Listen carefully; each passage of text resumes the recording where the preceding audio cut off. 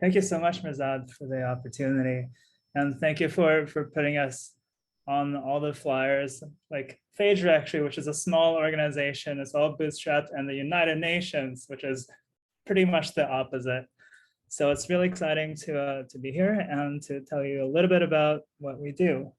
I'm gonna go through these questions a little bit faster to respect time, but also to give more space for questions, because I think we're doing a lot of different things, and we'll love for this to become a constructive, like a back and forth dialogue. So, so essentially, Phage Directory is using data and collaboration to defeat antibiotic resistance. We want to create a way to essentially treat all kinds of infectious disease using the concept of sharing data and building community. And, okay, all right, so as you probably know, antibiotic resistance is, quote, the silent pandemic. By 2050, 10 million people will die a year from antibiotic-resistant infections. This slide was created a while ago when only 5 million COVID deaths happen, right? But every year, 10 million people are going to die from antibiotic resistance. It's a massive, massive problem. And with antibacterial resistance, we have an alternative to antibiotics, and those are phages. And phages are viruses naturally kill bacteria. Phages only target a specific species of bacteria, which means that phages has to be specifically found for each person's infection, which means that it's very personalized, and we have to know what phage will work against what bacteria. So already that means that we need to have more information, more data about what's going on, versus antibiotics. You can just throw it at a problem to see if it treats the patient. And what's great with phages is that they reach places antibiotics cannot, and they also evolve against resistance. And so once we understand how to essentially have phages, if we understand what the bacteria's weaknesses are and how phages can be used to defeat those weaknesses, we can either evolve phages to defeat a bacteria, or soon with synthetic biology, we should be able to engineer, or almost like 3D print phages in the future, where like, oh, like these are a problem, or this could be a pandemic, we can just start creating or printing phages in a way that defeats bacteria before they even develop the resistance. And phages are incredibly versatile. Each of these treatments require different kind of phages. So phages in the lungs, phages in UTIs, phages in bone and joint infections. Usually those are all very, very big problems. Like even in a rich country like the US, there are many, many bone and joint infections every year that causes billions of dollars in healthcare costs. Same thing with UTIs. With lungs, we know that cystic fibrosis is constantly dealing with hard to treat infections. And so phages have been able to treat cases in all of these really hard to treat areas. The problem is scale, because for every patient, teams of doctors and researchers have to come in and figure out, okay, what is the pathogen we're dealing with? Where are the phages? A lot of times they have to find the phages in the wild and find them, characterize them, manufacture them, like do all these things to the phage so that it's safe to put in a person. That takes hundreds of hours and tens to hundreds of thousands of dollars. But in the end, phages are much like Pokémon, and they all have their strengths and their weaknesses. Some are very effective against different kinds of bacteria with different kinds of cell walls and different kinds of things. Like they all affect bacteria in different ways, and they all have their own ways of like overcoming some of the bacterial defenses. So we need to know what phages do what, and that is a massive data problem. But it's not only just data, it's a data collection problem, because the work has to be done in the wet lab and through bioinformatics. And it has to be done with the help of clinicians who understand what the problems are and who can also get the samples we need to conduct more research. So in the end, we are pretty much building a very complex Pokédex. If anyone here has played Pokémon, essentially we're building a huge collection of what the phages do, what they can kill, and so on. So when we first started, this is a tweet that convinced Jessica to leave academia and for me to join Phage Directory full time to start this side project. Is when Stephanie Strathy, who successfully treated her husband years ago, sent out a tweet to request phages for Mallory Smith, who really needed them. And so we responded. We responded by building a site to get more phage labs on board, to share more phages with Mallory, so we could get more phages sent to her doctor. Unfortunately, we were too late, and the phages didn't make it to her in time, and she had passed away, unfortunately. But it turned out that the phages that were sent were able to kill the infection, and so if she maybe had another week to live, they might have actually have saved her. But of course, we don't know. So in the beginning, we were focusing on people, like who has what phages and what do they work on. So Phage Directory is kind of a misnomer in the sense that we are not a directory of phages yet, but we were a directory of the people working on them, of all the researchers in this space interested in phage therapy and using their phages to treat people. So we also collected information on what are the bacteria that labs have that they're able to kill with their phages. So that was really interesting. We essentially, from that, built up a community, a loose community of hundreds of labs around 80 plus countries to figure out who can treat what. I'm gonna speed it up. So we created the Phage Directory, a directory of labs searchable by pathogen, and we created a phage alert system where labs subscribe to get phage requests. So we had doctors write to us, hey, we need help. And then we would formalize that help through the Phage alert system, essentially blast out the request to all of our labs. So we had hundreds of phage researchers now, like hundreds of labs, dozens of companies. So just go to our site, it's all up there. Phage Directory is our website. And essentially, whenever a request comes in, we get an average response of 12 labs over 12 countries in 24 hours. And this is old, like now we get a lot more. And it's so incredible to see so many labs around the world just responding within an hour nowadays. Usually we get 5 to 10 labs within an hour responding to any patient case. And to help the community, we created a Caps and Tail newsletter because there was no central place of communication for the community. We had to bring everyone together and create one stream of information that we could use to, get the information out there and bring everyone together so that we could start this conversation about how we can collect data in a way that can help the entire field. So we've been hosting webinars, we've been writing blog posts, we've been inviting other people to write posts and to kind of piece together the community. So here's an example of Dr. Mikael Skurnik in Finland. This is one of our early cases where 200 plus phages are sent over 3 weeks from 10 labs to Klebsiella phage alert.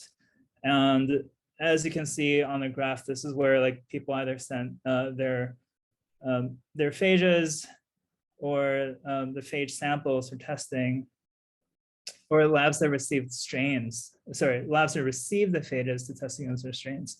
And so we realized then that, oh man, this is actually a case where like this might actually work at scale. Like people are responding and we are actually helping these patients, we're helping the hospitals. So at that point, it was kind of like a turn that, oh yeah, like we're not just a side project anymore. Let's make this a reality and makes it cheap and accessible for everyone in the world to have this kind of service. And so later on, though, a year later, we helped a team out of the Westmead Institute in Australia treat a patient from Pseudomonas. And we sent out a phage alert in 24 hours, 12 labs responded. And long story short, here's a link at the bottom. We can post it. Jessica, if you could post that link to the chat. Long story short, we were able to save the girl from losing her legs. She got into a car accident.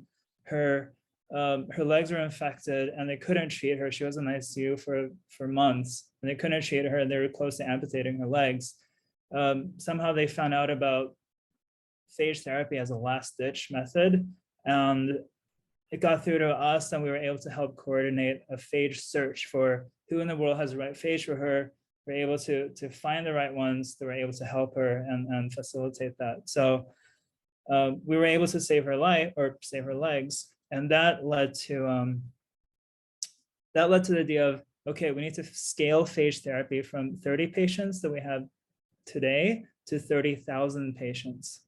And so that requires incentives, workflows, systems, permissions to share phages and to use phages in patients. So that goes from just like this bootstrapped side project to formalized structures and essentially looking at the United Nations as like a model. Like, okay, we're scrappy now, but we need to look at that as a model. We need to go in that direction. And so the next phase, like what we're currently doing is we're building a system for sharing phages and biomaterials. And we're doing this with the help of Westmead Institute out of Australia, which we received a large grant. So we're working with them to build a biobanking system that's shared across the world. Essentially, what we want to do with that is we want to have a system where labs and biobanks around the world can hold certain phages that they know they're going to use later, right? So in database terms, it's like sharding your data across different nodes around the world. We're trying to shard actually biomaterials around the world. And because right now with phages, there are different degrees of certainty of how well they can kill a bacteria and treat a patient, right? So what we want to do is we want to start building this system that can help people gather information on how good are my phages at treating these patients or treating a specific bacteria. And then so we'll know where they are. And through these ways of characterizing the phages, we then want to have them send their phages across this network so that a phage found in Southeast Asia can be quickly used in South America or in Sydney or somewhere else. Right now, that takes weeks to send. The tech transfer, the materials transfer is a mess. So there are lots of regulatory things to work out. And there are lots of things about like incentives that I asked earlier. How do we incentivize people to share data about their phages in the same way so that it can be collected at scale? So what we're calling that is the Phage Atlas. And it's an atlas of who has what. And so it tackles like workflows and checklists, material transfer, and better experiences for stakeholders, like what do companies get? What do institutions get? What do researchers get? So on. So that's what we've been working on. And the data looks very different for each of these cases. But for phage therapy to become big, we need to tackle each of these parts. So we work with hundreds of labs globally, and everyone loves collecting phages, new phages, and they don't really care so much about understanding what they have been collecting because it's hard and expensive. So we're trying to think about different ways to spread out that work, and maybe some like collecting new phages, other like finding out what's good about the phage and like what the phage can be used for. And so the second part of what we're doing is sharing phage knowledge and sharing phage methods, and figuring out or letting our community figure out okay, I have a phage, I don't have electron microscope, I don't have a sequencer. Who in the world wants to work on this specific phage that we think will kill XYZ? And so we're working on this project called Instill, where essentially people can go out and say, I'm working on this problem, but I need help, I need equipment. Who wants to join me in this project, and let's tackle this together? So we call it a peer-led science collaboration, and the website is instill.xyz. And essentially we started out as like idea for like preprints, some like short publications, but then soon we realized that, oh, what people really want is to get better at self-correcting their work, their manuscripts. Like people want to get feedback on their manuscripts before they go to publication, but also people want to see if there's other opportunities for their manuscripts to get better data, to get better analysis. So people put themselves out there, and the idea is that other people join in and help them in ways, in constructive ways that make the paper much better, but also makes the science much better and helps other people understand, like learn more about the phage they're working on. So yeah, it's now about getting help from other phage peers, like doing peer previews and collaborator searching. You can find a specific collaborator, you can respond to a request, you can get help with your manuscripts. And yeah, so in the end, phage therapy is, again, in summary, like it's like phage therapy is a data problem, but it's also a human and a biology problem. The biology itself needs to be done by researchers in wet labs, and that is very hard to be scaled up, and it's very hard to collect the data. So right now we're focusing on how do we collect that information properly so that we can turn, a wet lab problem into a data problem. And also at scale is a human aspect where like lots of regulators, lots of stakeholders, everyone wants a piece of the pie, but everyone also is equally reluctant to go down the phage therapy side because it's such a hard problem. But like we're seeing more and more things happen in the space where like more people are excited about tackling phage therapy as a software and data problem. Yeah, and oh yeah, of course. So in the end, from the human side, we're building the community, and that the community comes first, because through the community we have regulators and researchers and everyone else that can help us and help the community itself self-improve. So we started Phage Directory as a community first mission-oriented organization, but we're now mostly, a lot of it's focused on how to reward and how to incentivize the community to take action itself without us being like the top-down organization. It needed to like get everyone organized and get everyone on board and going. And we also want to create a structure where research labs maintain ownership of their data and their phages. And we want to have a way that they can make money off of their phages, if phages end up treating patients or end up in a pharmaceutical product. So we're currently collaborating with a lot of Web3 organizations, a lot of crypto organizations and DAOs. I don't want to get too much into that aspect, but we're using ideas from the crypto side to figure out how we can create new incentives and data sharing and so on. So that's everything in a nutshell. And I try to finish at 2:45, so I guess I have a couple more minutes. You did a great job, Jan. Thank you very much. Fascinating session. Before we go to the question, I just wanted to go back to the point that you mentioned at the beginning. I think one of the powerful things about this session is the approach that Godfrey mentioned about their platform and the approach that you guys are mentioning. It is even though it seems like the two sides of the story, because in Godfrey's humanitarian data exchange system, it's a massive scale problem for many people with the same kind of problem. And in your case, guys, it is a massive problem with antibiotics becoming, viruses becoming resistant, but a massive problem with everyone having an individual personalized solution. And this is, and I think both sides, you guys can learn so much from each other and from experiences of how to handle this. Because at the end of the day, I can definitely think of a scenario where a humanitarian crisis takes place, where everybody in an infection disease scenario will need a personalized solution. And then speed and accuracy, that is what, and connecting, that is such an, that could be a solution to that type of problem and a scale.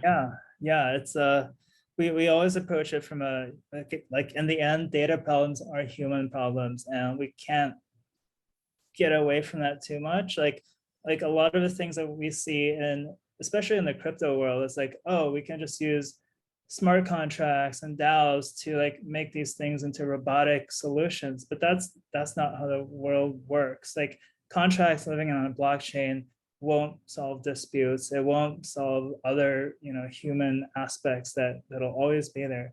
So we always end up thinking about like, how do you get the incentives correct to get people to participate in a way that can help them. And sometimes it's helping people realize what the incentives are, because that's not always easy.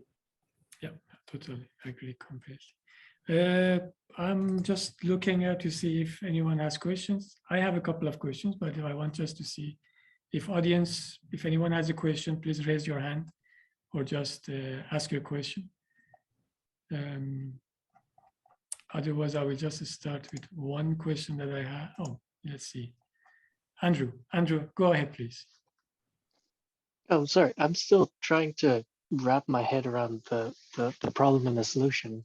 So I've recently learned about the adaptive immune system, where we have blueprints for every single thing that could be dangerous to us. It just takes time to find that and match that with the right bacteria. So to further your analogy with Pokemon, it's like there's 100 billion elemental weaknesses where one thing is strong to a different type. With these phages, I'm still trying to wrap my head around this order of magnitude thing.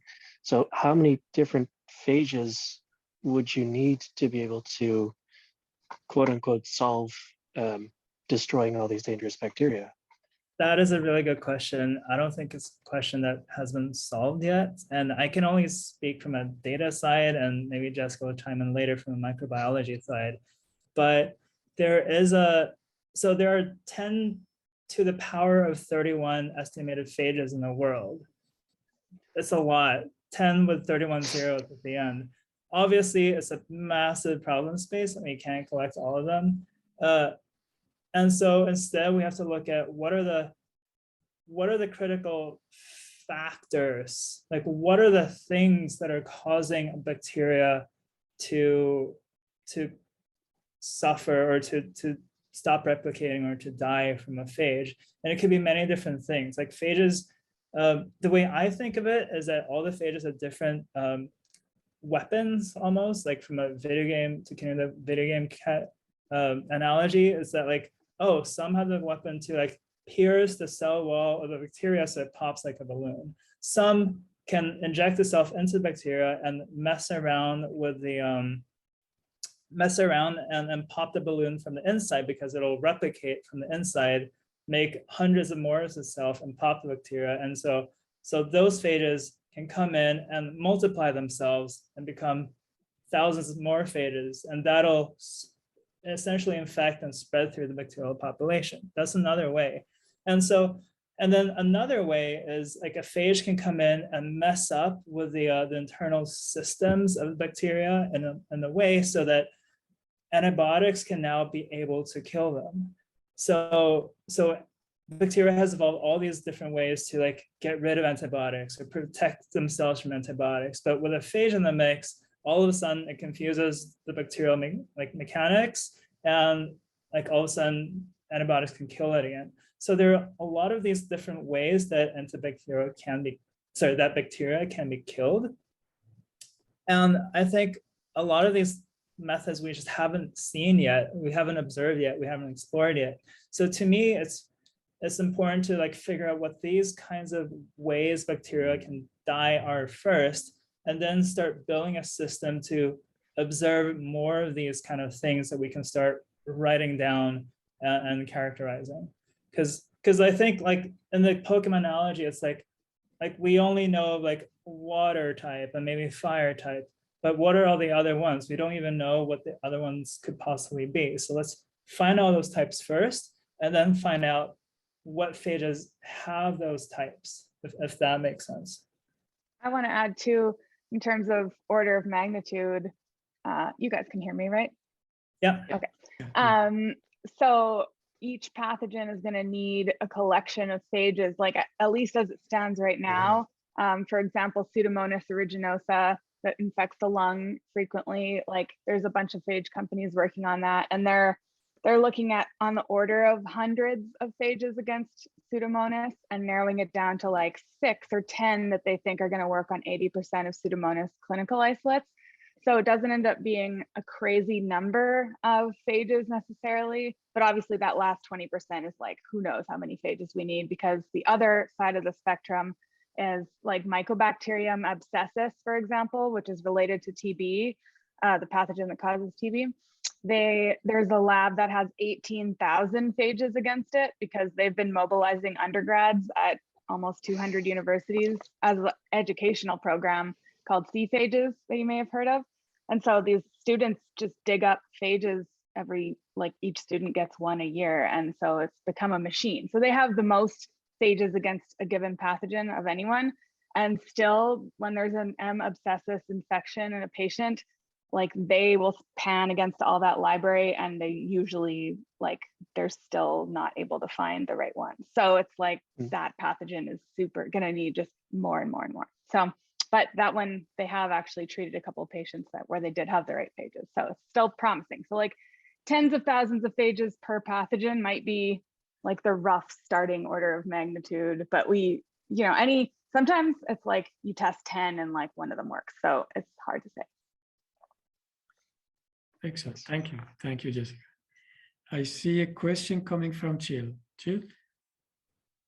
Yeah, I was wondering if there are also risks involved in releasing so many phages in a patient, for the patient himself or herself, or for other people maybe, or yeah, good question. Control what's happening.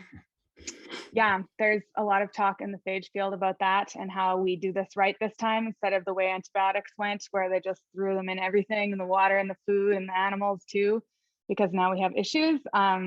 So looking at kind of what happens to the microbiome, like all the good bacteria, so that we're not causing effects we don't understand, which, yeah, it's just another side to this that's going to have to be kept in mind. But luckily, phages are so much more narrow spectrum than antibiotics. So we're dealing with something way more targeted than antibiotics. And we've been fine with throwing antibiotics at people and having all these side effects. But the other thing is definitely releasing them into the environment is of concern to some people, but we don't see a lot of effects on microbiomes outside of the target strain that you're targeting. So it's looking pretty safe, but yeah, it needs to be checked. And as far as phage therapy safety, so like in the given patient, it's been pretty safe. If the pathogen is killed, so that the bacteria is killed, then they disappear, or? They do. They tend to die out pretty quick when their target's gone, and they find them in the urine. So they do get processed, but that's still kind of an early area of research in the phage world, what happens to them. Excellent. Thank you. Thank you. I see Lakshmi is raising her hand. Go ahead, please. Yeah. So you said that right now you are kind of in a phase of translating this into a data problem. And because people are different, I mean, in the past, you have worked on a lot of patients who probably have each different characteristics. There might be also a lot of bias in the information that you collect, right? I mean, what antibiotics they might have used in the past, or what medical data they are sharing, or how do you judge that, or how do you correct that? That is a really good question. And it is, so one thing I didn't say is that phage therapy has been around for more than 100 years. Phage therapy has been around before the discovery of antibiotics, before the discovery of DNA, right? And back then, during the First World War, when Russian medics would use these tinctures of phages on the battlefield to treat soldiers. Back then, phages were essentially a big black box. We didn't know essentially what they did or how they worked, but we just knew that they kind of worked. And so the reason phages were phased out like around the Second World War is because antibiotics came along and they were just much better black boxes. But for a long time, we didn't really know how antibiotics works either. And so in the sense that only until maybe like the last 20 years, we finally have all the tools to figure out what the heck is actually going on when a phage is introduced to the body. Like only the last few years, we realized that, oh, phages sometimes don't work because the immune system is targeting it. Sometimes, for some reason, the immune system ignores some kind of phages. And some phages have been found like beyond the blood-brain barrier for some reason. We don't know how they get up there. So like all these things are figured out today. And for my project, we looked at all of the previous studies and basically they don't pass muster in today's like clinical world. Like for proper clinical trial, like it just seems that like, oh, things haven't been collected properly. And there have been clinical trials attempted for phage. They've all failed for different kind of reasons, mostly for poor planning. Like, oh, we didn't think about this. And then the patient turned out to be really hard to find because the criteria are too narrow and like all kinds of different stuff like that.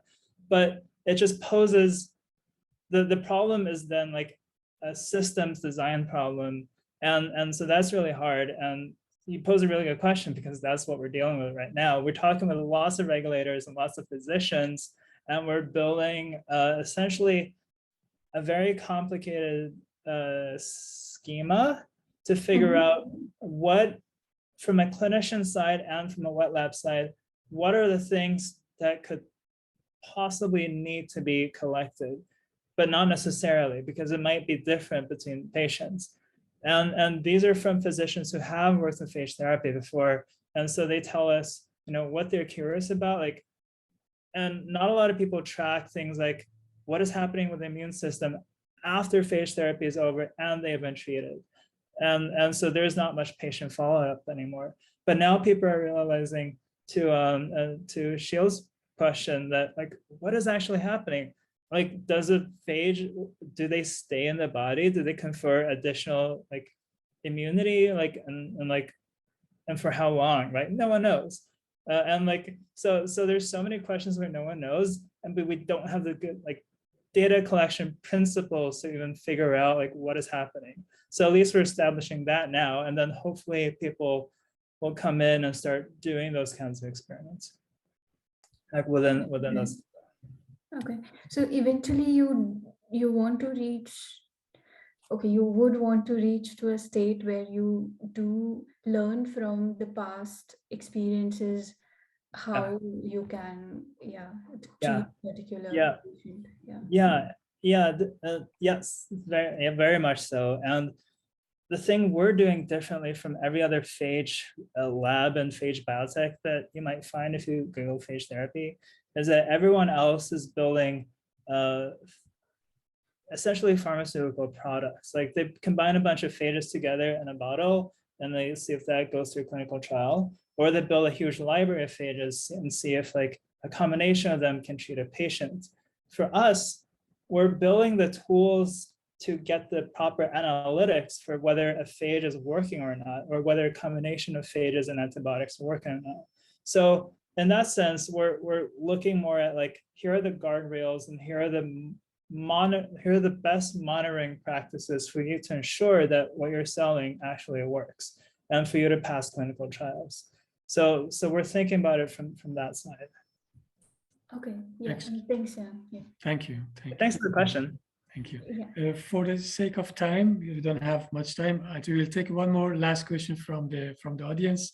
I see Noah, you asked a question which is related to the answer that Jan just gave. So Noah, go ahead, please, and ask a question.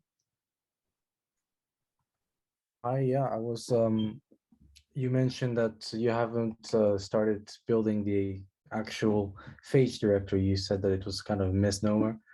And I'm not familiar with microbiology or anything, but I just wondered how phages are organized in the directory to come with the bacteria, whether it's taxonomy or if it's by genetic code or, yeah.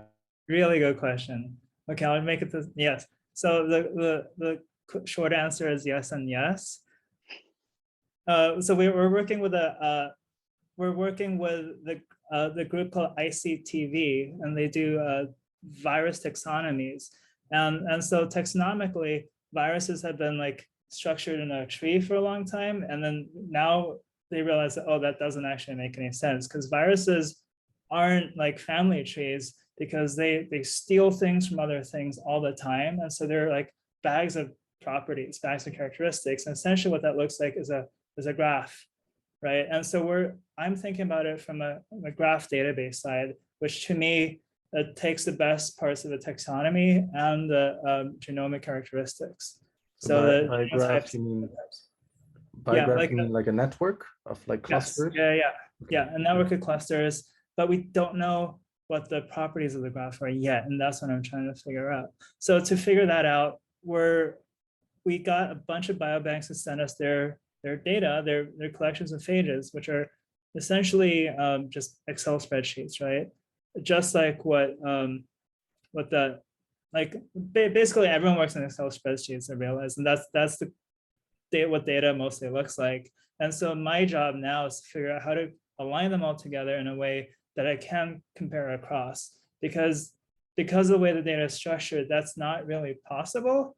And so now the reason I'm going back to the schema is to figure out how can we make this in a way that makes it easy to compare.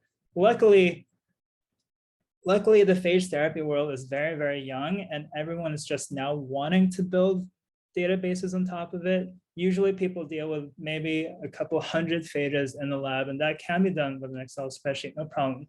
But now when people are collecting tens of thousands of phages, everyone's realizing, oh, we can't just do this on an Excel spreadsheet on a lab computer anymore, because it's getting really hard.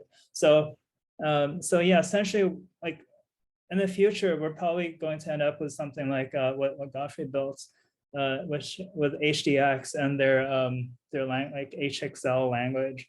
I think like that is essentially where we're slowly going towards. Excellent. Thank you for your answers. Yeah, thank you. Yeah, fascinating questions and answers. We are out of time, so I just want to limit one last questions to the speakers for tonight.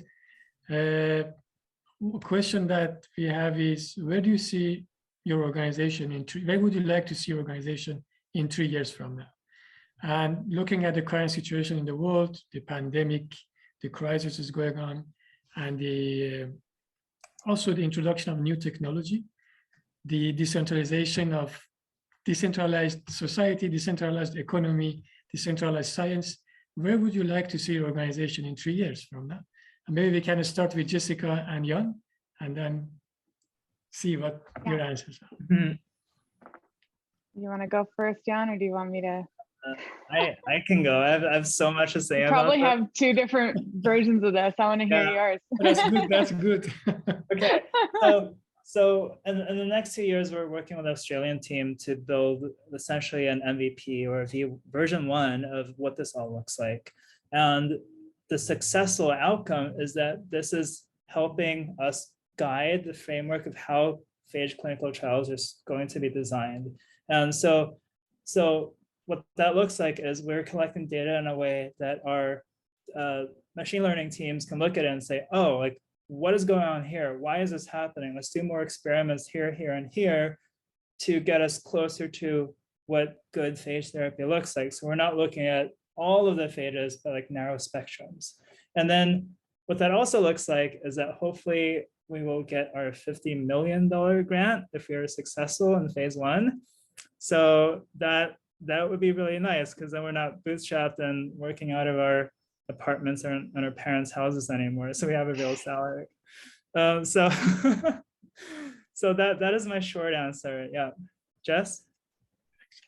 Yeah, I'm also, yeah, definitely like Australia version 1. Like we finally, somehow we weaseled our way into convincing this group that to take us seriously, when a lot of academics, you know, the researchers we've been talking to, they're always like, well, who are these 2 kids who aren't professors? Oh, we Whatever, did but help them save a patient. That probably helps. yeah, and so we helped them save a patient, and then they're like, not only are we going to go secure the first round of funding, but we're going to like bring you guys in to be our data team, and we're not just kind of like on the side. They're like, tell us what to do.